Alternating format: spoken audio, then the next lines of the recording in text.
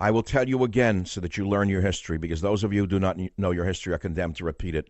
Abraham Lincoln did not begin the Civil War to end slavery. Maybe that's what you think is true, but it's not true. Abraham Lincoln certainly opposed slavery. That's a given fact. But Lincoln initiated the Civil War because the South seceded from the Union. And Lincoln did not want secession. He did not want the Union broken up. And he said, we will fight at all costs to make sure there's no secession of Southern states. It was only after the war had begun and was not going well that Lincoln decided to make slavery the dominant issue of the Civil War in order to unify more people behind him, because it had become a very unpopular war.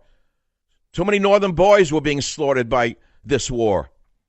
They were being shot down, mowed down like grass. And so you have to understand the reality of the Civil War to understand what you're talking about. Does it really matter at this point when we're living through another Civil War in America?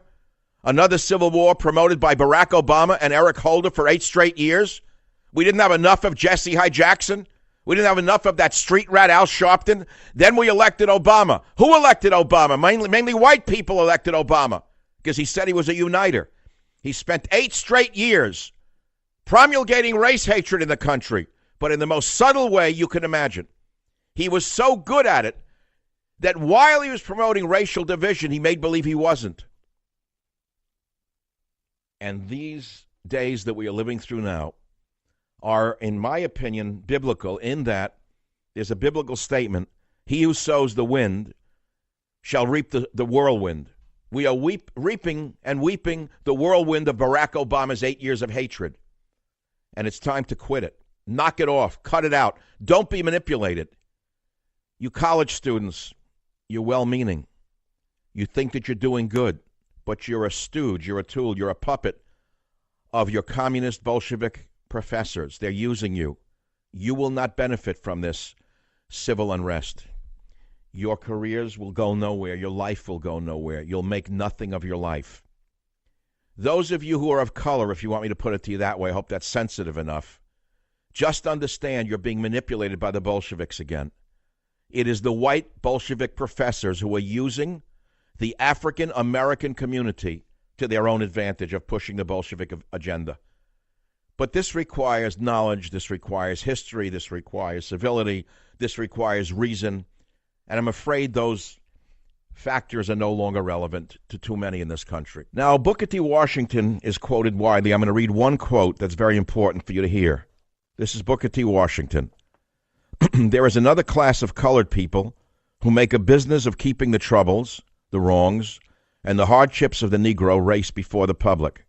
Having learned that they are able to make a living out of their troubles, they have grown into the settled habit of advertising their wrongs, partly because they want sympathy and partly because it pays. Boy, did he ever see Jesse Hyde Jackson and Al Sharpton and the other race baiters. He certainly saw in his deep vision Barack Hussein Obama. Boy, did Obama cash in on something he never suffered from. And he's still cashing that check. He hasn't stopped yet. What else do you want me to say? You've got more in this opening 25 minutes that you're going to get than you're going to get anywhere else for the rest of the week. I can guarantee you. You got a dose of reality, a dose of history, a dose of futurism, and a dose of me. KSFO, Damon, line 7, go ahead, please. Is slavery still relevant today? Absolutely. And speaking on Booker T. Washington, one of the things that I would say that white people loved about his speech, The Great Compromise, was that he encouraged black people to be second-hand citizens in a sense. All right. Okay. Give me the rest of your dialogue. We're all thrilled with your eloquence. So what is relevant about what is relevant about slavery today? Didn't we just have a black president and a black attorney general? I mean, what is relevant about it? Because we had a black president, everything is all right, and we can all join hands and sing. All right, so what is it that you want from America? Tell me what you want. In America. I said, what is it that you want then? Okay, now you talk about, I'm from Virginia. As a child, growing up in Virginia, we had Lee Jackson King Day on Martin Luther King's birthday. We celebrated the leader of the Confederate Army, of the Confederate general, before we even celebrated. I don't understand what you're saying. I'm asking you, what is it that you want from American society?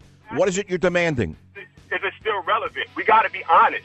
We got to be honest and stop sugarcoating it and talk about this heritage. Is this the heritage that you are proud of? Are you proud of somebody like me? Well, first of all, the South lost the war, and it's time for them to get over it. I said that yesterday. What is this, the first time you've tuned into the show? You asked a question if it's relevant and why so. No, I asked the question. I didn't ask a question. An axe is used to cut down a cherry tree.